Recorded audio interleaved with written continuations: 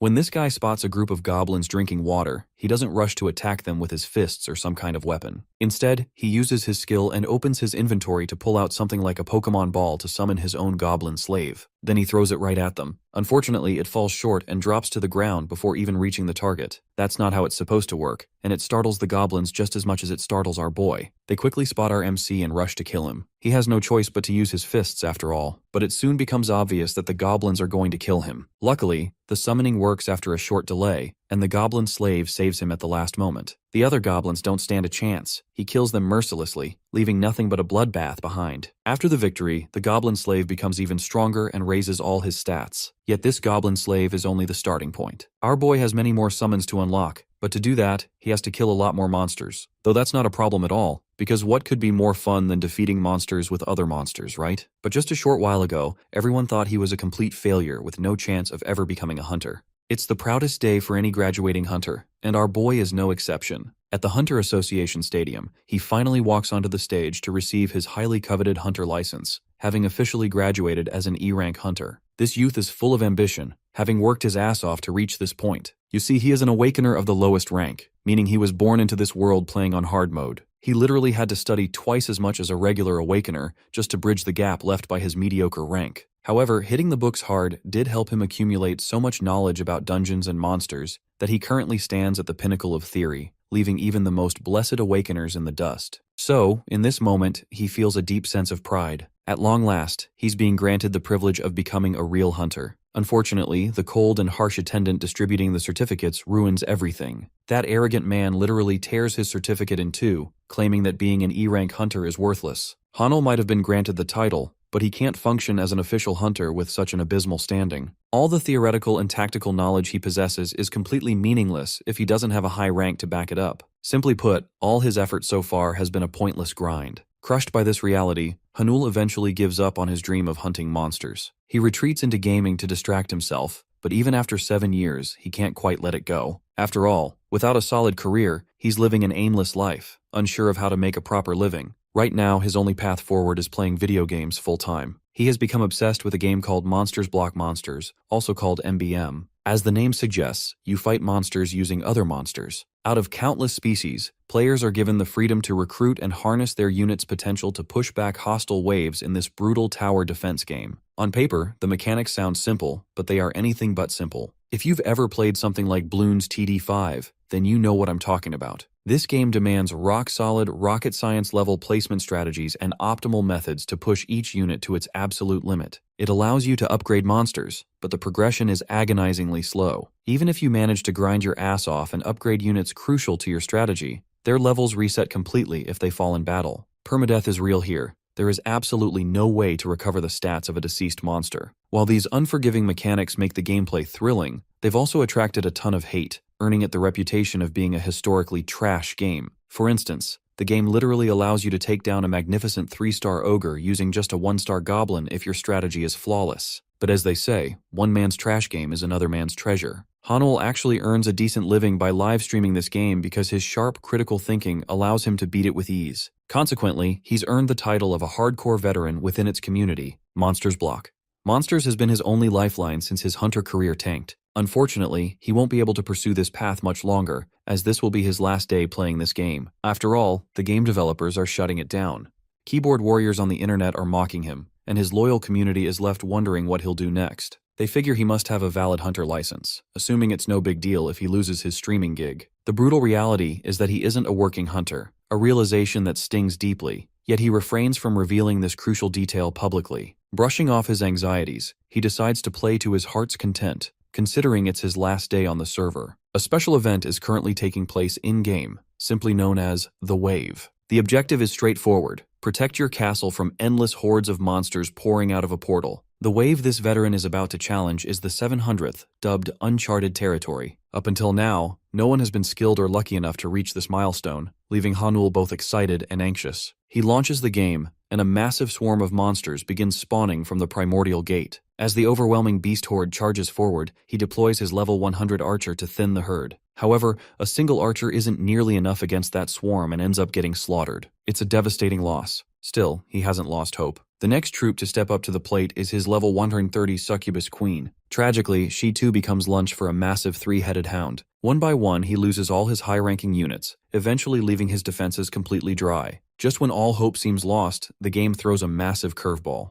Challenging the 700th wave for the first time has triggered a special condition, allowing a character named Sovereign to awaken and step onto the battlefield. The Sovereign is a majestic, blue-haired sword knight with an unknown gender. Hanul is floored by this unexpected turn of events. Usually, Sovereigns are essentially NPCs. They aren't supposed to make a move. As the horde of monsters lunges forward, this divine beauty stands right over the castle's gate, completely unfazed. Drawing her sword, the Sovereign swings it with lethal grace, leaving a trail of divine light that slices through the monsters like they are playing a fucked-up version of Fruit Ninja. Even Hanul, who has played this game thousands of times, is absolutely mesmerized by the character's sheer strength. Another wave of monsters barrels toward them. They leaps into the air and unleashes another arcane flash of light, devastating the enemy ranks. They continue to pummel the beasts until, eventually, all that remains are massive piles of corpses. Much to our boy's shock, this marks the official completion of the 700th wave. For his entire streaming career, he believed Sovereigns had no purpose other than looking pretty in the background. But this is completely wild. This Sovereign is a literal cheat code. Suddenly he realizes there aren't any viewers left to celebrate this unprecedented achievement. His stream had crashed, leaving only a single viewer in the chat. This mysterious viewer starts expressing deep gratitude for the effort Hanul put into conquering the world. The commenter rejoices, stating that thanks to Hanul, they will finally be able to live in harmony since he helped awaken their lord.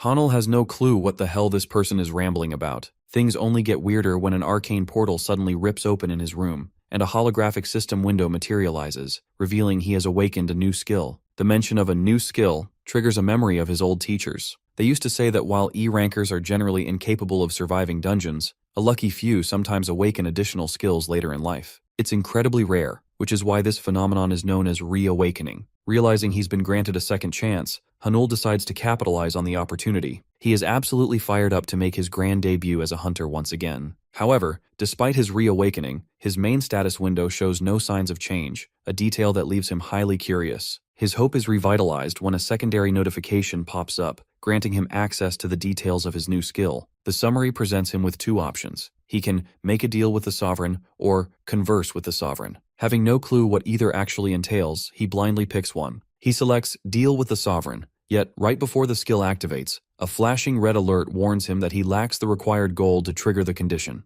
Hanul feels thoroughly exasperated. Just when he thought he was one step closer to his dream, he's thrown 2 steps back. The soft glow of his monitors sparks another idea. He decides to interrogate the sole viewer who was yapping all that cryptic gibberish earlier. As soon as he boots his stream back up, the viewer pops right back online. For simplicity's sake, let's just call this mysterious guy Viewer 1. After locking the stream to ensure it remains a strictly one-on-one chat, Hanul proceeds to fire off the daunting questions he desperately needs answered. Since this user appeared at the exact moment his reawakening triggered, Hanul is certain they hold the answers. Without beating around the bush, he straight up asks Viewer 1 if they know anything about his reawakening. Much to his astonishment, the viewer confirms it. Hanul always knew awakening was a phenomenon entirely beyond human control. Could it be that the entity on the other side of the screen is responsible for helping him reawaken? He follows up by asking why this sudden event happened. After all, why would an unknown being bother interfering just to grant a washed-up gamer a second shot? The mysterious entity simply replies that the Sovereign has chosen him, and that's all there is to it.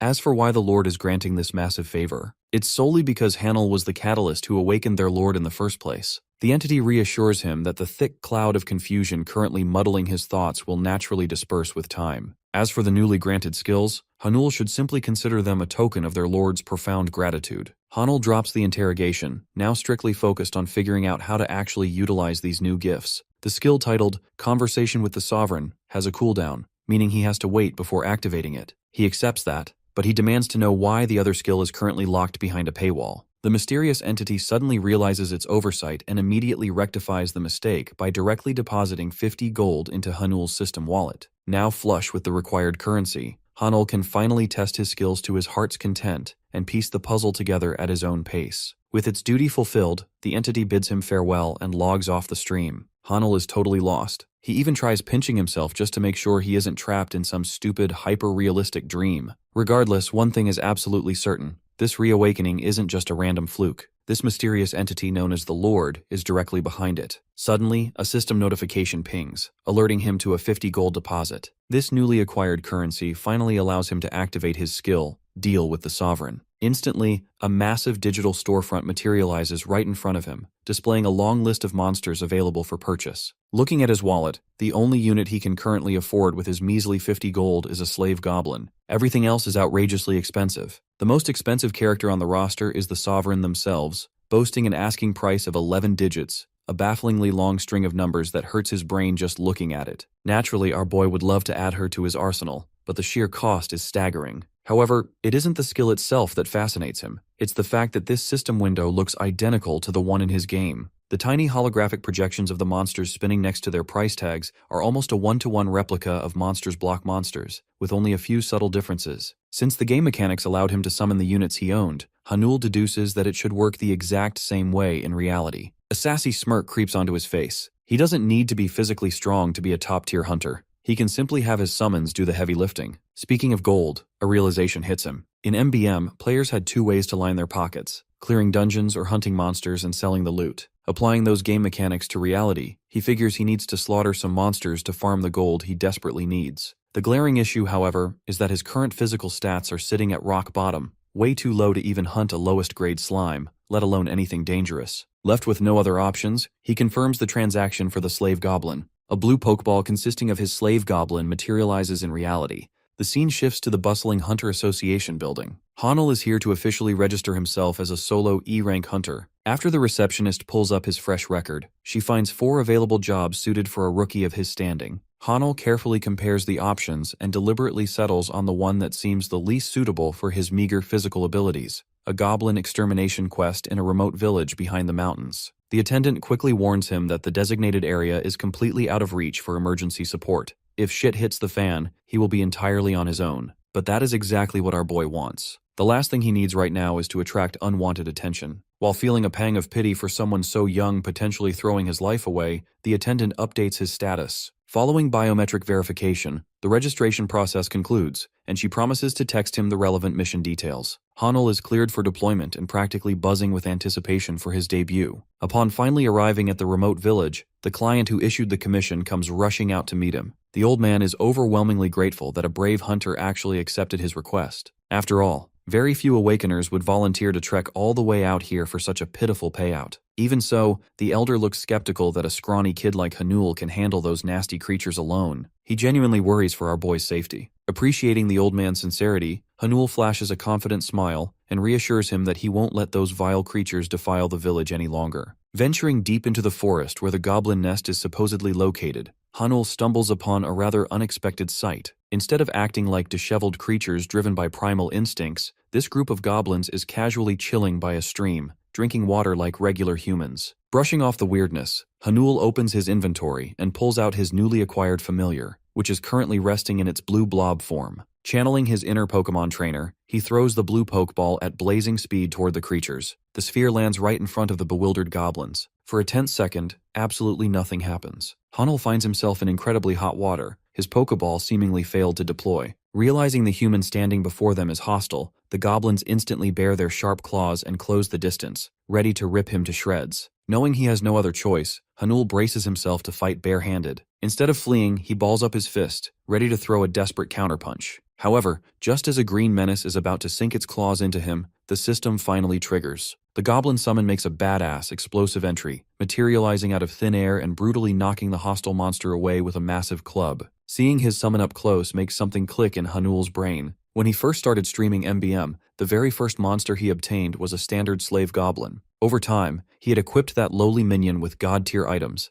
evolving the trash-tier creature into an absolute Chad that soloed 100 waves of ferocious monsters completely unassisted. He had named that goblin Gono. Looking at the familiar stats, it becomes glaringly obvious. This creature is rocking the exact same top-of-the-line A-rank equipment Hanul had grinded for. This solidifies his belief this is his Gono, brought to life. Gono goes absolutely batshit crazy, literally tearing the 2 frontline goblins limb from limb. The third and final goblin, utilizing its last few remaining brain cells, turns and bolts in the opposite direction. Unfortunately for the fleeing monster, Gano is equipped with Raven's wingbeat shoes. Moving like a literal flash of lightning, the familiar zips across the clearing and splits the final goblin into pieces before it can even scream. Hanul is left standing there with his jaw practically glued to the floor. He never truly realized how terrifyingly strong Gano was in a realistic setting. With the threat neutralized, the blood-soaked familiar trots back to his master, producing a surprisingly cute puppy dog face as he insists on a head pat for a job well done. Once again, Hanul is left speechless. He never expected to experience this wholesome side of a monster's personality.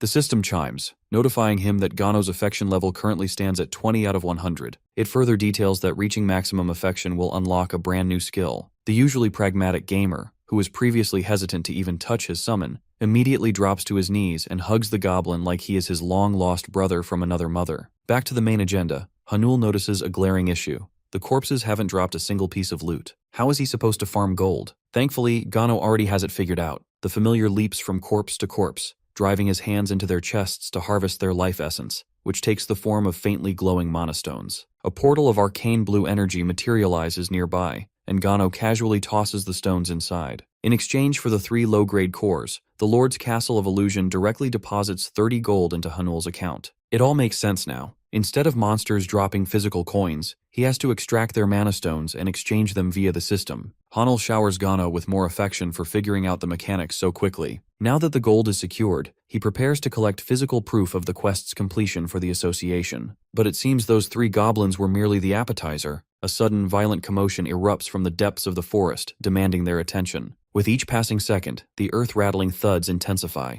Trees are violently shredded and crumpled into splinters as a giant behemoth makes its grand entrance. It's an ogre. Hanul instantly starts questioning his life choices. An ogre of this massive size is strictly supposed to spawn in B-rank gates or higher. It makes absolutely no sense for it to be wandering around an E-rank quest zone. However, a prominent detail catches his eye. The monster is heavily panting and covered in fresh gashes. It has clearly already been in a brutal fight. Still, injuries are no excuse to underestimate a boss-level threat. To make matters infinitely worse, a system alert flashes red. Gano only has 3 minutes remaining before his summon duration expires. The loyal familiar steps forward, completely unfazed by an opponent quadruple his size. Gano shoots his master a confident glance, silently asking for his trust. Activating his Raven's wingbeat shoes, the goblin launches into a high-speed sprint straight toward the towering beast. The behemoth roars, swinging a massive, uprooted tree trunk like a baseball bat to swat away the incoming pest. But Gano is devastatingly quick on his feet. He leaps high into the air, taking a mid-air stance to accelerate his momentum to the absolute limit. He descends like a goddamn meteor, aiming his club squarely at the ogre's skull. The ogre desperately throws its massive arms up to shield its vitals. Gano doesn't let up.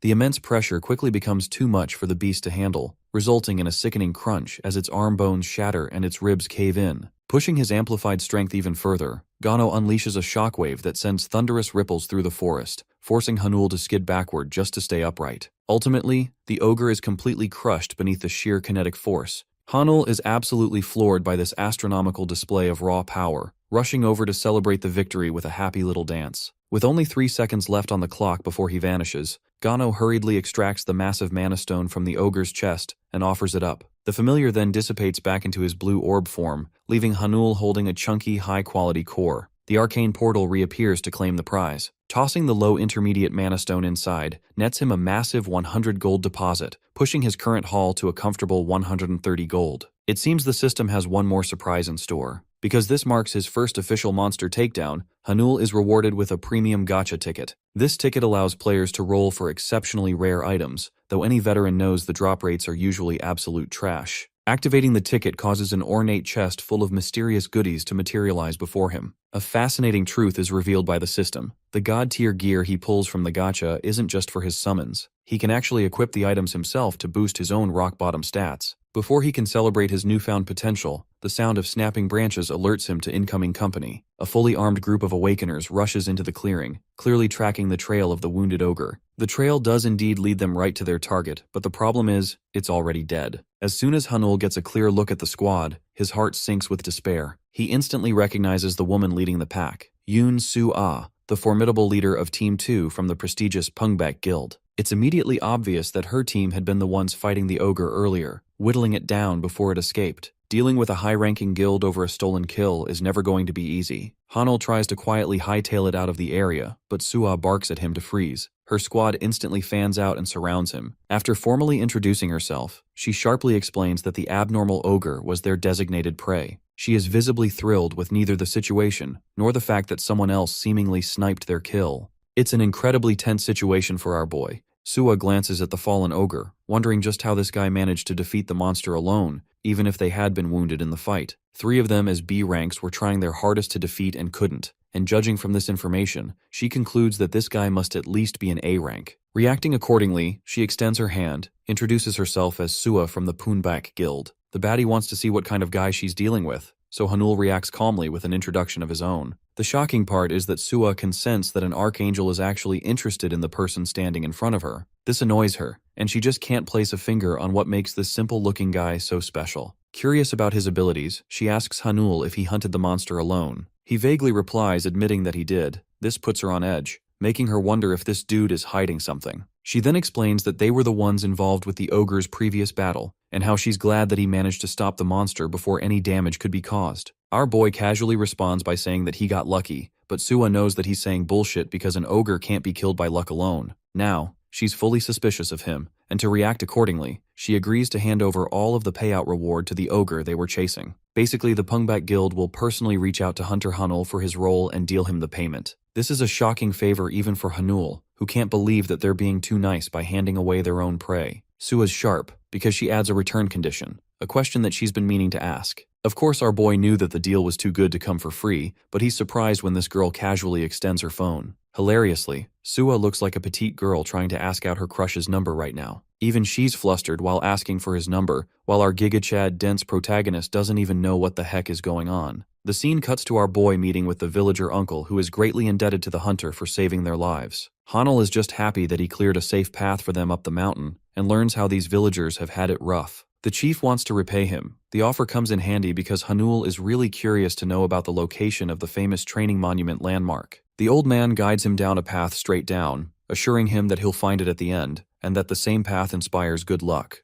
Hanul is in a positive mood even if he doesn't believe in superstitions. This is also where he manifests the treasure chest for the gacha pull. Basically, bro wants to maximize his luck before he opens up the notorious chest, hoping that something good will come out of it. His phone rings. It's actually Suwa again, who messages him to arrange a reward for the kill. He's actually pretty stunned that she's taking great interest in him. The really interesting part is that she's even using her personal phone number instead of their guild. Regardless, Hanul isn't a simp and cares only about opening the treasure chest right now, one he'd never imagined he'd open in real life. Even though the drop rates on this thing are genuinely dogshit, he's okay for having a chance to obtain a high-rank item. Hanul doesn't even ask for much, only begging for an A-rank pull, and Hanul chants, "Open," to activate the chest, letting loose a shimmering light that manifests several different weapons from various ranks. The highest rank among them is the S rank, a blood red laced with golden armor. With the introduction concluded, the light glows a severe golden before turning into red. Our boy lays his eyes on the supreme artifact in awe,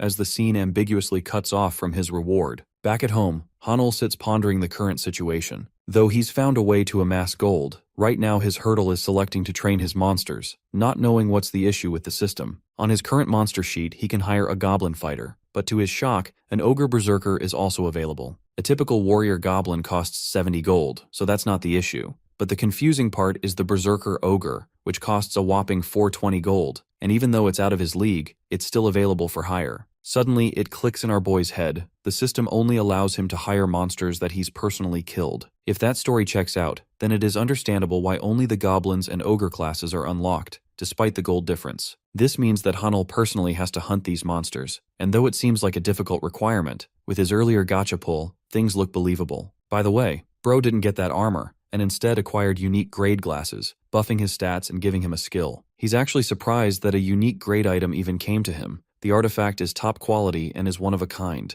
By the way, a unique grade item in the game is better than 3 or more A-rank items combined, making it an amazing pull. With the glasses, he decides to wear them to test their usage. Hanul checks them out for the first time and unlocks the Epstein files, the secrets of the universe. All of his stats are buffed by 5, and an added skill called Sage's Eye is now accessible. This skill allows him to infer details of his target's eyes and skills, with a usage of twice per day. Basically, it's like an appraisal or a scanning skill. Hanul is impressed with his stat boost and loves the unique effect, calling it insane even. Checking the details of the skill, he He wonders if he should use it on an enemy to test the information, but that aside, this kind of object is exactly the kind of thing he needs right now. If he can inspect the monster's exact stats, hunting will become a piece of cake. Taking them off, Hanul shares his doubts about the glasses too, questioning why he's being favored by the system all of a sudden. The question of why he got chosen is drowning him, when suddenly, the system zooms a warning in his face for the incoming wave. He's advised to prepare his defenses as the system goes utterly ballistic, hammering notification after notification as he watches in shock.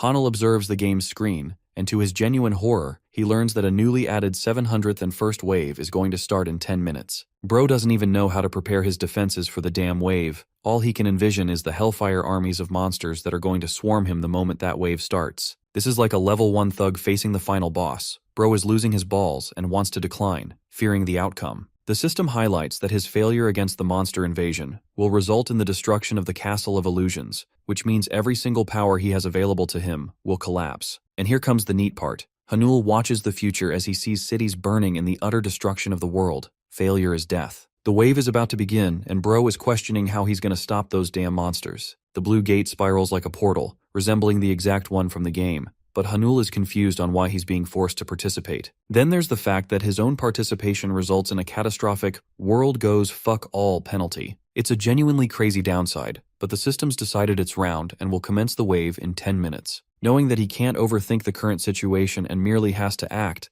our boy consolidates his goal to stop the monsters. The game has always been a simple defense game, with the objective of blocking monsters from attacking the castle. Think of it like a tower defense game, but because of this game's agonizing difficulty levels like Hollow Knight, strategy is the main element needed to stop the monsters, and even summoning them in the correct paces. Several defensive structures from the unified castle must be utilized alongside a bunch of items. After cooperating with all of these factors, the best strategy and tactics for each situation is devised. That's how the game works. Each control for our boy currently functions like a touchscreen. The first thing he does is check his monster inventory for the deployment. Apparently Bro has 5 deployable monsters. 4 of them are goblins, and the last one is an ogre. This is an interesting revelation, because apparently Hanul can use these creatures without having to hire them in this mode. He wonders if he can also access the strength of the sovereign, but unfortunately it's not accessible or possible. Next he tries to rack up on additional troops with the spending of his gold, but the system stops him from doing that too, preventing any changes after the wave notification. Bro's getting cooked and starting to wonder if this damn system is secretly sabotaging him. The 701st wave consists of Count Gular, as well as his elite unit of the Dragon Children. This dude is rated 6 whole stars, with an additional army of 61 dragons. A 6-star monster is not looking good for a fight. Star ranks are supposed to indicate combat prowess, and the rank also confirms the potential of each monster. It's obvious that if the difference between stars is too high, one monster will get squashed by the other. The real concerning part is him being tasked to deal with a fucking 6-star with his tiny squad of 1 stars. No matter what he does, the result is obvious. Bro's going to get annihilated by even a single dragon. Hanul doesn't even have gold or other monsters to help him in the strategy. Suddenly, the system offers him a unique benefit, allowing him 1 defensive structure and item that will be distributed to all his forces. Now, you might think it's some kind of huge help, but our boy is offended at the fact that this system expects him to clear the stage like this. The situation may be insane, but Hanul needs to make the best out of what he has, especially since he's the veteran of this god-forsaken shitty game. He starts manipulating the environment, figuring out a way to stop the wave from his experience. With only 8 minutes counting down, he blitzes as fast as he can, factoring all the different elements until the timer hits 15 seconds. After his preparation, the clock strikes 0, Hanul is ready to face the wave. The wave begins with the unleashing fury of the wyverns, swallowing the whole sky with their numbers. As their goal, they're targeting the tower or the castle in this case. The army is led by the Count. At the start of the wave, the wyverns are fiercely slamming the barrier, doing their best to crack an opening. The powerful Count is irked at the sight of his monsters being incapable. Several more wyverns gang up to break the reinforced structure, but this is all thanks to Hanul's strategy. The first thing he did is use the Infinite Barrier perk, buffing the defenses to 100 against any attack. The Infinite Barrier is invincible, but it has an added condition. It can only be used when the number of monsters is below the 2-star rank for the player. Well, despite our boy's best attempts to cast the barrier, one wyvern blazingly unleashes its breath, dealing damage and obliterating the barrier. Thanks to its effects, the shield regenerates, and is the only thing that keeps the barrier alive. There's one huge problem though. Though it's true that the barrier considers each attack as -1 point,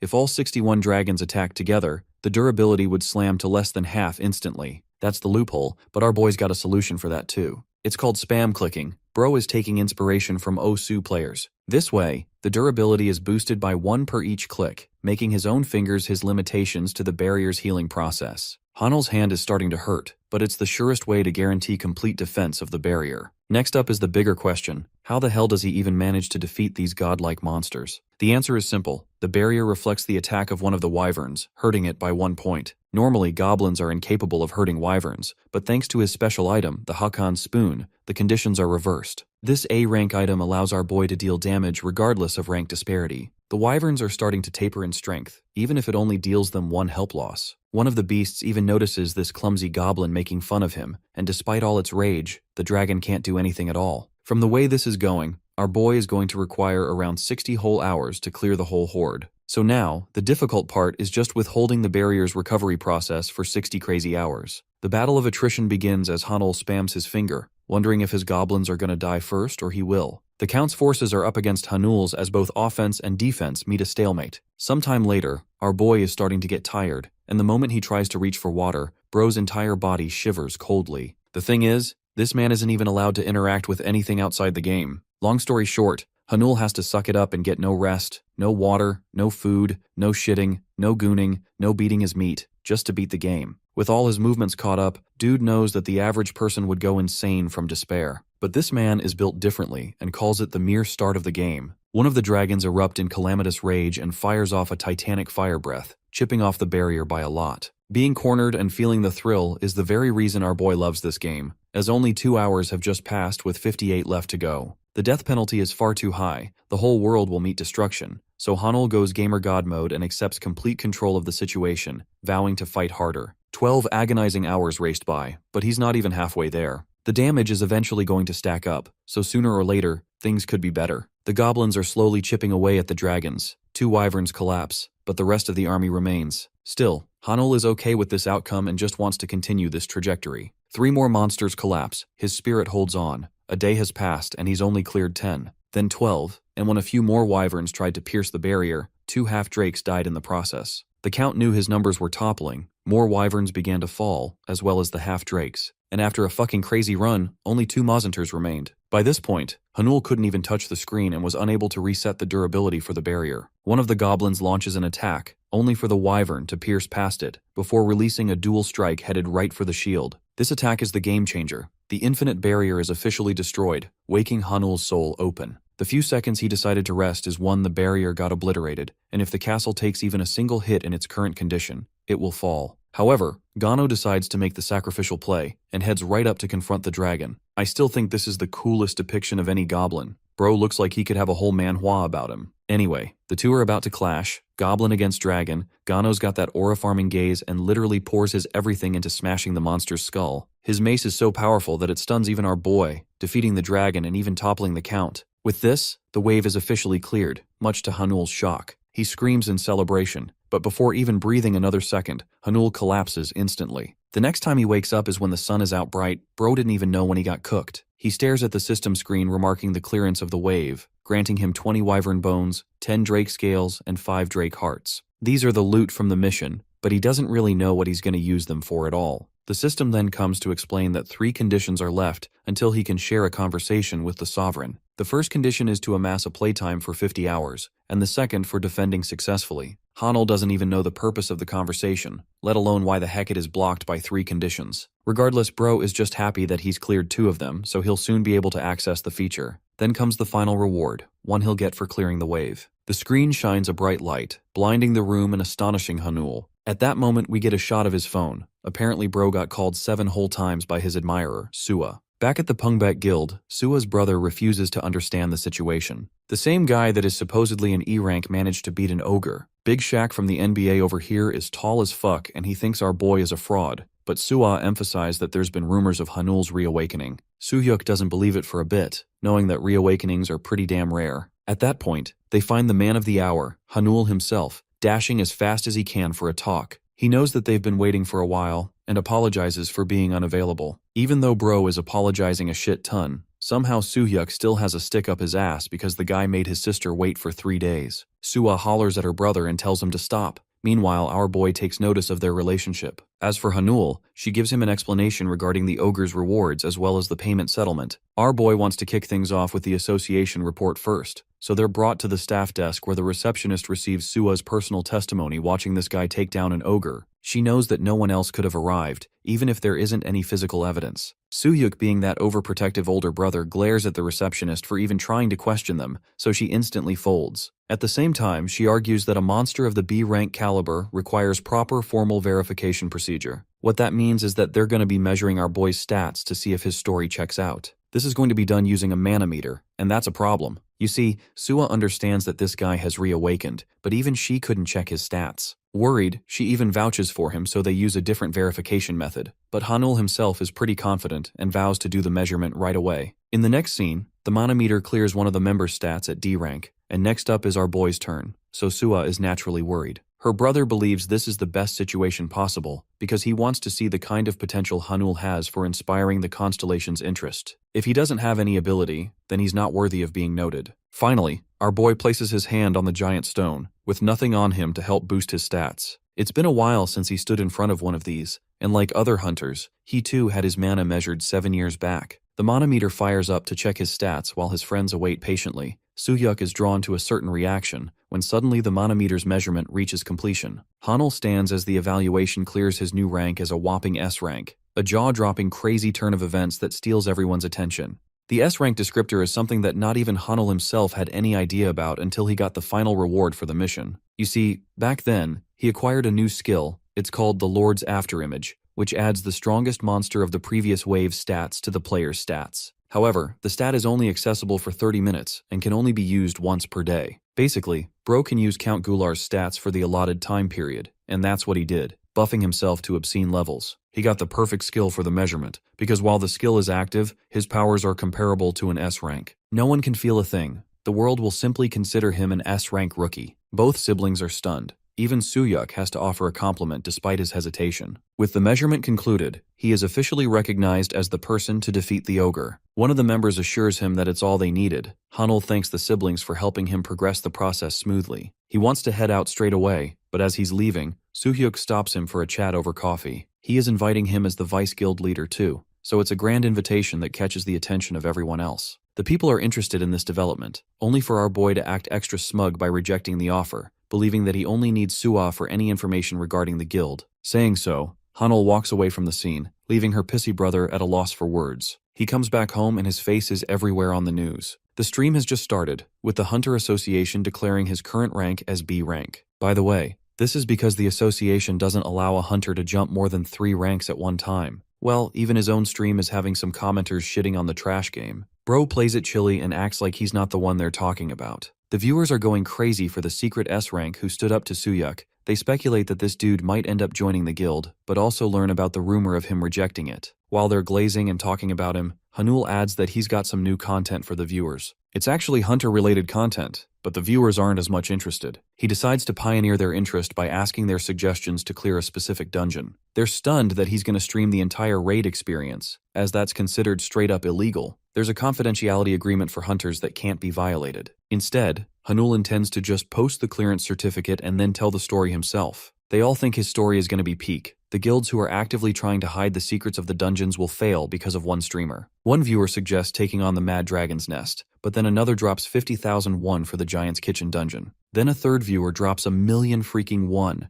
begging him to rip off the queen's legs in the spider's forest. The difference between 50,000 and 1,000,000 is insane, but the donations are even overwhelming for our boy. He tells them to calm down and stares up at the highest notification. 10 freaking million won have been allotted to him, earning the shock and attention of every other viewer. Bro's got a whale for a fan, but in reality, it's the assistant of the sovereign who wants to talk to our boy. Hanul can only wonder where he's being sent for such an enormous amount, so he asks for the viewer's recommendation. The entity responds by suggesting he head to the deepest part of the Garden of Meditation. The other viewers believe this request is a death trap, because no one has ever been able to clear it. The Garden of Meditation has 3 whole sectors: the entrance, the lake, and the deepest part. The entrance is relatively considered safe for a hunting ground. The real kicker is the lake in the center, inviting new levels of danger. Nobody even knows what the deepest part holds because they couldn't get past the lake. The only person who managed to get this far was Soo-hyuk himself, who reached his limits and stopped progressing further. And now, he's being asked for that same mission. which is impossible even in Hanul's own analysis. Viewer 1 adds that he doesn't have to clear the dungeon itself. He is fine with the mission as long as Hanul reaches the deepest part. This changes up the difficulty a bit,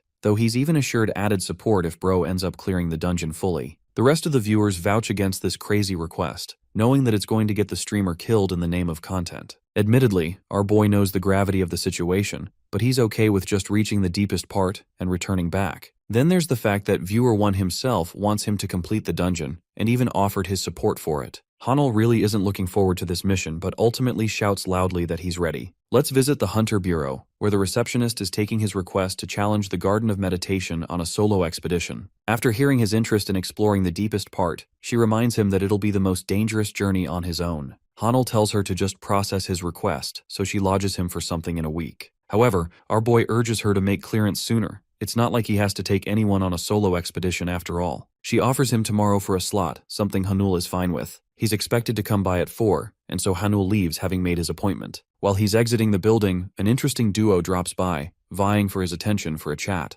We have Myung-hoon and So-won, both individual HR team leaders of the Aegis and Samurai Guild, meeting him. Our boy realizes that they must be familiar with his evaluation reset recently. Both Aegis and the Samurai Guild are thrilled to welcome him aboard. They're actually 2 of Korea's big 3 guilds. They are both interested in offering way more attractive terms than whatever Pungbak asked of him. But our boy is genuinely uninterested in any guild conversation and walks away focusing on his mission. He doesn't really have any consideration for joining a guild as it will hold him back. What he needs to prioritize is the dungeon. And speaking of it, Soo-hyuk receives a fresh report from our boy himself about his mission. Hanul explains his intention to reach the deepest part, the same part that not even Soo-hyuk couldn't reach. That's why he's calling the S-ranker for information. Of course, Soo-hyuk knows that he doesn't have to give up anything until our boy reveals that he's got a secret way to clear the dungeon. This statement stuns the vice leader, while our boy assures him that he'll publicly announce that he cleared the dungeon with Pungbek's help. This creates an equal incentive to share the information, which is why Soo-hyuk is willing, though he's curious if Hanul really has a way to clear this dungeon. Our boy asserts his confirmation, so the vice leader acts upon another proposal, urging him to join the guild. Of course, our boy denies immediately. Right when Soo-hyuk tries to pretend that he's the only one showing interest,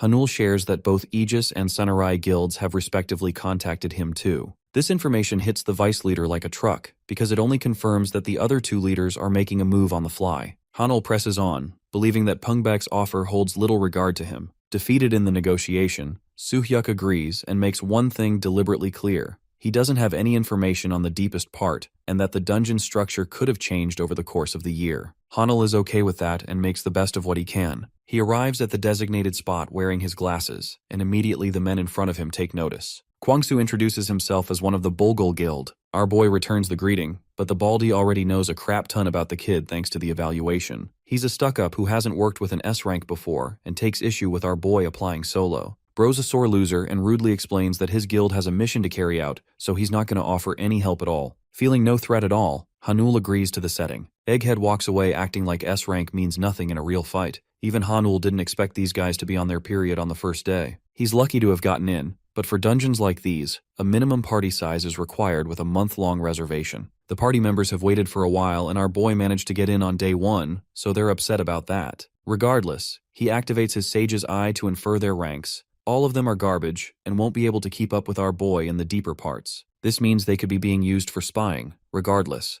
Hanul knows he won't be running into them. The bald head turns back to question why he's smirking. Hanul tells them he remembered a funny joke, but the idiots are so insecure that they take it as offense and want to beat him up. In the middle of this, the staff member opens the gate for the dungeon raid, inviting crackling green lightning. The hunters are told to speedily advance or else the gate won't hold, and it's actually our boy's first time entering a real dungeon. Hanul heads inside, curious to see what awaits him, as the system screen outlines basic details like dungeon capacity per raid. Here, the Sovereign's servant bids him the best of luck with his support, partially modifying the landscape of the dungeon. The party members are here, but Egghead senses that something is wrong from the start. He can barely recognize this damn place as it's nothing like the entrance. Bro sees Vietnam flashbacks while his buddies are questioning why there's a lake here. The entrance isn't supposed to be like this. Some of them even know about what it looks like. It's a first for Hanul, who understands that the entrance is meant to be an easy clearance. From the information that Soo-hyuk described, this version is nothing like the entrance at all. Then our boy realizes something. The system screen officially announces them with a new briefing, welcoming the hunters to the lakeside. The hunters are pulling their hair for an explanation, while the system shares the Pig Mallets massacre. This is their mission, to protect the pig mallets from the hands of their slayers until the night. Passing this mission earns passing through the lake and grants entry to the deepest part. But if they fail, every single challenger will die. This is a critical downside. The C rankers are losing it, and they are not ready for this mission, to the point Kwang Su's men want him to bail out. But the moment they try to access their status window to bail out of the mission, these guys realize they can't quit at all. Egghead has been trying to escape for a while now, but he's stuck all the same. The current number of pig mallets is 130, with 2 already having been slaughtered, dragging the number down to 128. Kwang Su is panicking and asks the local S-rank hunter for an explanation, asking for any clues on how he could help them. Our boy calmly explains that he doesn't know a thing about what's going on, though he has information regarding the lake. His words light up Kwang Su's confidence, as he begs our boy to fill them in with the information too. They're happy to assist in any way they can. Hanul laughs at the irony because these are the same dudes who were berating him earlier. He makes a condition in order to cooperate with them. First, he'll share what he knows, but they're gonna have to follow his orders in exchange until the whole thing is cleared. If they can agree to that request, he's happy to explain it all. The deal threatens the authority of the guild, as it will allow Hanul to displace their leader. But it's not like they have a choice, as the system hammers down another decrease in number for the mallets. Kwang Su knows they're cooked if they don't comply, so the egghead agrees to the plan, as long as Hanul can take the fall if his plan self-destructs. But that's an unfair condition since our boy is already offering a reward. Kwang Su patiently listens and agrees to hear him out. Hanul explains the details of the terrain they're dealing with. He maps out the exact structure of the lake sector. The massive lake situated at the dead center of it streams all over the forest in a web pattern. Even the egghead is stunned by his rich information sources, but Hanul keeps it simple and explains that he's got a scouting skill. Kwang Su is shocked and feels happy because they could never get lost with this guy on their side. Even the layout is in cohesion with the information Suhyuk shared.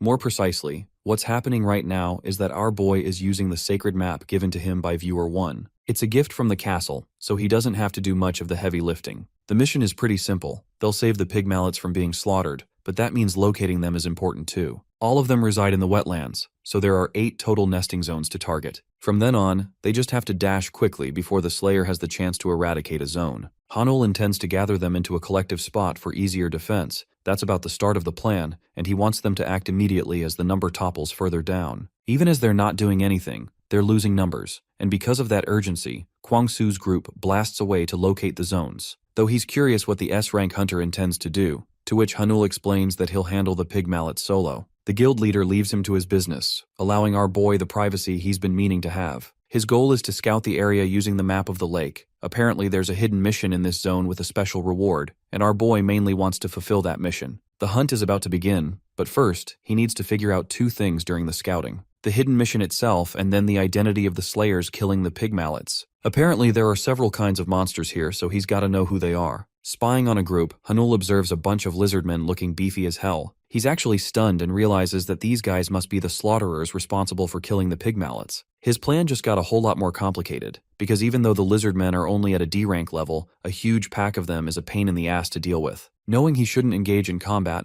Hanul tries to leave when suddenly, 2 idiots waltz in talking smack about him. The worst part is that they're both headed in this direction, jeopardizing our boy's safety in the process. The big mouth is talking high and mighty until this man's head literally gets taken right off his shoulders. One of the monsters lunged right in and slaughtered the human. His head spools out blood. Watching the merciless lizardman pop out of nowhere, the other dude gets riled up and tries to attack the monster recklessly. His rage-filled fists attack the creature with every punch. Bro's fury knows no bounds as he lands the final attack. But here's the shocking part. None of that did any damage at all. This is because the lizardmen collectively have access to a swarm team bonus. That same tiny D-rank monster they had, it experiences a 2-stage evolution and jumps up to B class when they're together. Because of this insane buff, the creature rips his arm right off his body, rendering the guy screaming for his life. Then, the monster takes its weapon and is about to deal the killing blow, when suddenly, the King of Aura himself, Gano, arrives and blocks it. This Chad of all goblins has been summoned to even the odds. The C-ranked guy from the Bulgul Guild cannot believe his eyes, that he has just been saved by a lowly goblin slave.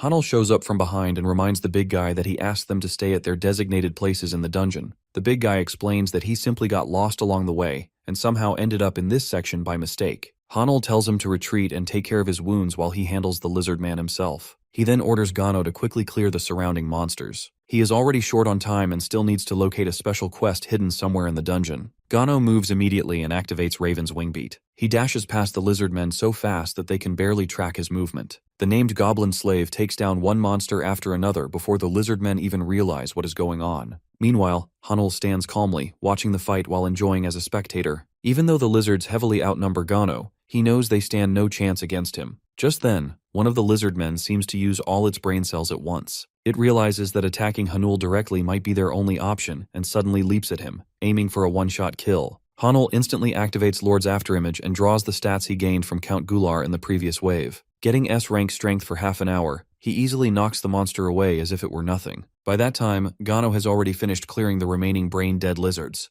Hanul praises his goblin servant and pats him, even though he finds the whole interaction slightly sus, and as expected, the goblin blushes while the affinity increases by another 10 points. He then sells the mana stones he collected and earns some easy gold. Since this is his first time selling a lizard man's stone, the Lord's Castle of Illusion grants him a bonus reward. Luckily, once again he hits the jackpot and receives another gacha pull ticket, which he decides he will spin only after the mission is fully taken care of. Gano then taps at his wrist, trying to remind Hanul that his time limit is about to run out. Just as Hanul starts wondering whether there is any possible way to deal with the ticking timer, the goblin slave suddenly begins to resemble those greedy goblins obsessed with gold. At that exact moment, the system pops up with a notification, informing him that he can simply pay 5 gold for every additional 10 minutes if he wants to keep his monster summoned longer. The streamer dude finds this move extremely lowly of the system, noting how it constantly tries to suck him dry whenever it gets the chance, but he also knows he does not really have another option available. Before he can think further, he hears a strange rumbling noise, and suddenly a massive herd of pig mallets comes charging straight toward him. Sweat slowly trickles down his face as he wonders how he is supposed to control such a large group of what should be easy targets. Once again, Gano steps in to save the day by communicating directly with the pig mullets. The goblin captures their attention and passionately praises his master,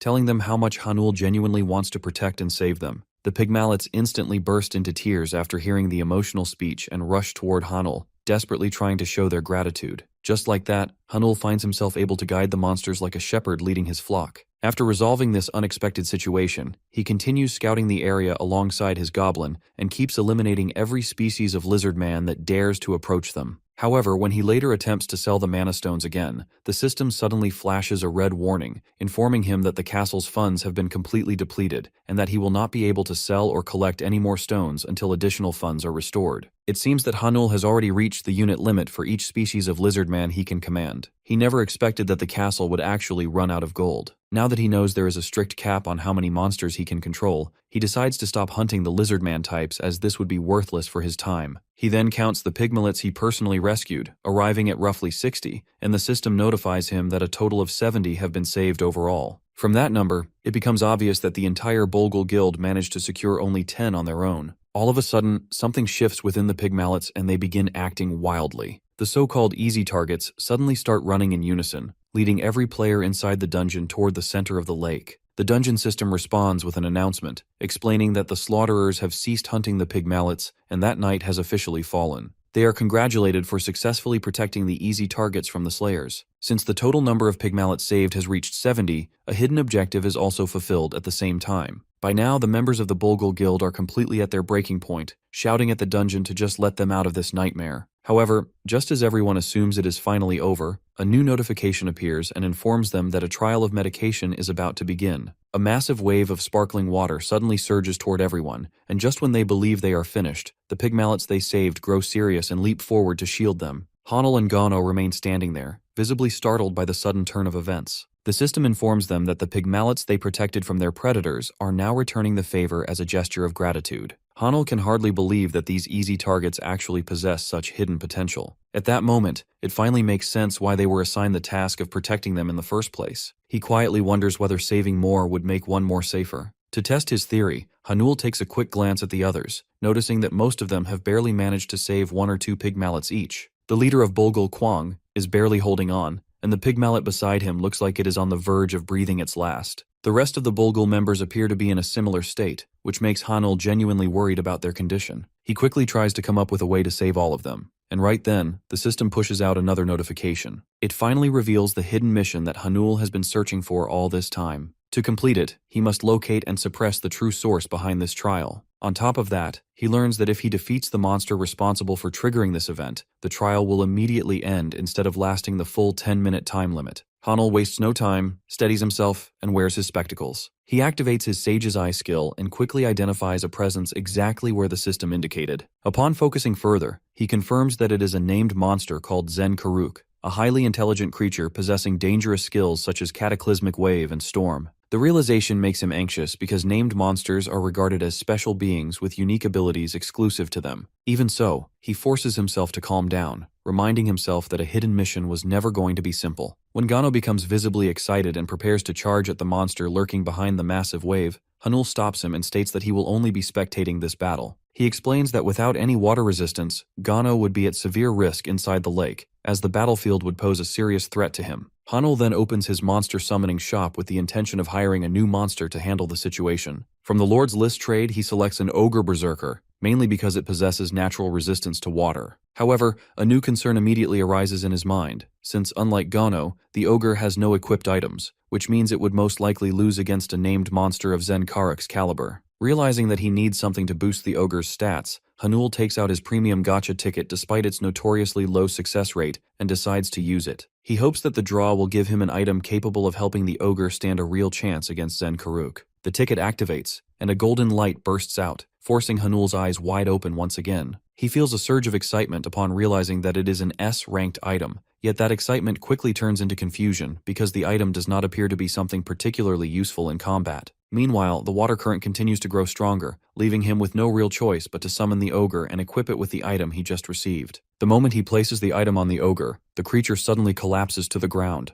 At the same time, Hanul hears a desperate scream from one of the Bulgul members who is close to drowning, so he rushes over to help without hesitation. Disappointment flashes across his face as he grits his teeth, realizing that he might have to handle everything on his own now. On top of that, his Lord's afterimage only has 12 minutes remaining, after which he will revert back to being an E-ranked nobody. Even so, he chooses to prioritize saving the others, though the strain begins to show as he struggles despite his temporarily superior stats. Just when his grip starts to loosen, and he is on the verge of letting go of the tree he is holding onto, the violent current suddenly begins to weaken. When he looks ahead, he sees the Ogre standing firmly in the water, wearing what looks like a Harry Potter cap. The Ogre speaks in a heroic tone and asks his master if he has been harmed anywhere. It formally greets Hanul and introduces itself as his humble servant, behaving in a manner that looks nothing like what anyone would expect from an ogre. Hanul finds himself perplexed, because from his perspective all he had done was place an S-rank item, the Archmage Gandorf's hat, onto the ogre's head. The artifact was supposedly designed to amplify intelligence-related attributes, theoretically transforming even an idiot into a genius. However, it never once crossed his mind that elevating an ogre's intellect to such an extreme degree could produce consequences this extraordinary. Still caught in his confusion,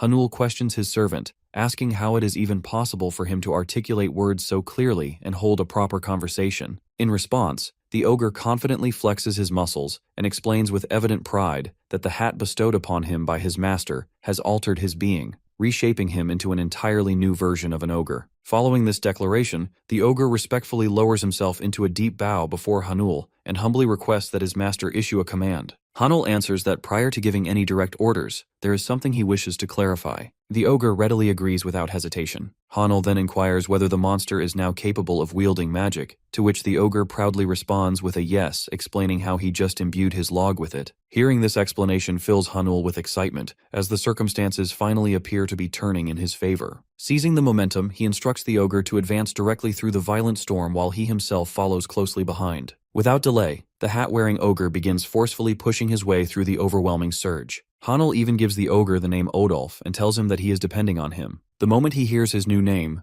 Odolf's cheeks turn red and tears begin to fall from his eyes. Deeply moved and filled with determination, he shouts that he will give everything he has and even sacrifice himself to repay this honor. Odolf then charges ahead through the steam, clearing the way, and Hanul feels confident that they will arrive soon. This sudden change makes Zen Karuk uneasy, as he realizes that someone has managed to outsmart his magic. Although he believes that whoever did this cannot be an ordinary mage, he still remains confident that breaking through his barrier will not be easy. Meanwhile, Odolf reaches the barrier and is immediately stopped by it. He informs Hanul about the blockage, and Hanul tells him to keep striking the same spot over and over, hoping that repeated force in one area might eventually break it. The ogre starts explaining, using logic and mathematics, why this multi-layered formula barrier cannot be destroyed, but Hanul interrupts him and tells him to stop overthinking and just smash it with raw strength instead of relying on magic alone. Even though it makes no sense to him, the servant humbly follows the order and begins hitting the barrier relentlessly, swinging as if he were playing a baseball match. Zen Karuk grows more anxious as he notices the barrier weakening, but he remains calm, believing that a mere ogre cannot possibly overcome his catastrophic wave. He thinks it is impossible for anyone to master both strength and magic simultaneously,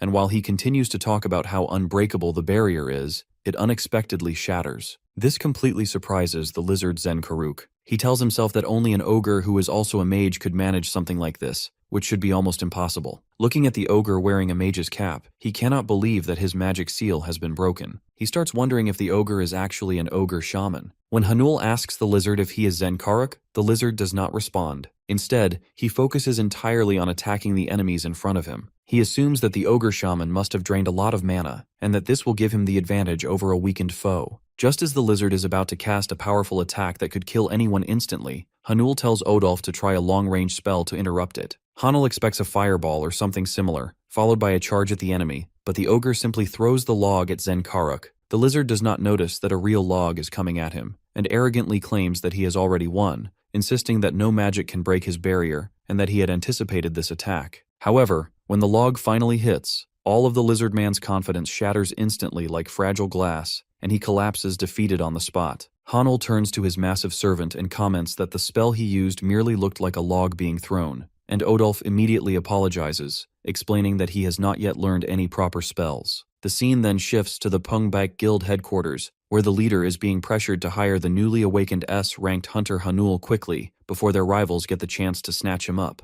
Despite their insistence, he sees no need to pursue some measly S-ranked hunter, since he already has so many to spare. Back in the dungeon, Zen Karuk has been successfully defeated. Odolf carefully picks up the Mana Stone and brings it over to Hanul. Hanul praises the big guy for his hard work, but Odolf humbly insists that it was only possible because of his master's guidance and support. After they finish exchanging words of acknowledgement and fighting for who gets the credit, Hanul sells the special soul stone to the castle. The castle then computes the rewards, which include a special zone development permit, another gacha ticket, and a small amount of gold, slightly reduced due to the lack of funds in the castle. Furthermore, Hanul now gains the ability to use Zen Karuk during his wave defenses. He decides to leave checking the rewards for later and heads back for the time being. When he returns, he finds only the blue-haired female hunter from the Bulgul Guild conscious. She immediately asks if he has managed to save them all and thanks him humbly for his efforts. Hanul inquires about the rest of her guild members, and she tells him that they are all alive and have begun to receive proper treatment. Just then, the leader Kwang arrives and asks to have a word with Hanul. The guy almost barges at him as if he is about to punch him, but unexpectedly he drops to his knees and thanks Hanul on behalf of his guild for saving everyone. He apologizes for how he treated Hanul when they first entered the dungeon. Hanul finds it unbelievable because he never expected the brainless musclehead to actually be capable of apologizing. He offers his hand to help Kwang up and tells him to get back on his feet and look after his guild members who still need him. The two shake hands, and Kwang's eyes fill with tears as he promises to remember this debt and repay it someday. The system then notifies them that the trial of the meditation has been successfully overcome and gives them the choice to either stay back or proceed to the deeper areas. Unconscious hunters are sent back automatically, but all others are given the option to choose. When Kwang learns that Hanul plans to stay, he tries his best to convince him to retreat for now, assuring him that they will help him regroup and return after getting fully prepared. However, when Hanul shows Kwang his monsters and explains how he already has reliable teammates to back him up, Kwang gets scared and finally understands why Hanul still wants to continue, stopping his attempts to persuade him further. All of them express their gratitude to Hanul and leave, while our boy stays behind to push forward and complete the dungeon, a feat that no one else has ever managed. Since he has also completed the hidden mission, the dungeon system informs Hanul that he will be granted a special reward in addition to the standard ones he is receiving. The scene then shifts back to Choi Kang, who is still being persuaded to hire the new S-ranker. The vice head Pyo Myung-hoon, along with his sister, tries to explain why their top guild should bring him on board. The leader, however, keeps on rambling that they themselves are in a tight spot, and moreover, since the S-ranker is still officially registered as B-ranked in the guild, he does not see this as necessary. Just then, he receives a notification that a red pattern dungeon has been detected, indicating a higher likelihood for a dungeon break to occur. When he sees that the place is the Garden of Meditation, which is the same location where Hanul has gone, the leader decides to pay it a visit. A few hours later, the guild leader, along with his subordinates, arrives at the dungeon site and inquires about the situation. The dungeon force at the location explains that the dungeon has shifted into a red pattern one. They add that they have already evacuated the nearby civilians and that they will be needing the Pungbak Guild's assistance to handle any emergencies that arise. Myung-hoon shouts, asking about the hunters inside, upon which the man in the black suit replies that 6 hunters have managed to make it out, but 1 hunter has entered the deepest part of the dungeon. Right then, the guild leader of Aegis, Ma Dong, and the leader of the Samurai Guild, Sana Rei, also arrive. All of them are deeply interested, as this is the first time a single hunter has been able to reach the deepest part of this dungeon. They are confused as to who could be capable of achieving such a feat until the man in the black suit confirms that they have been informed that the identity of the person is Hanul.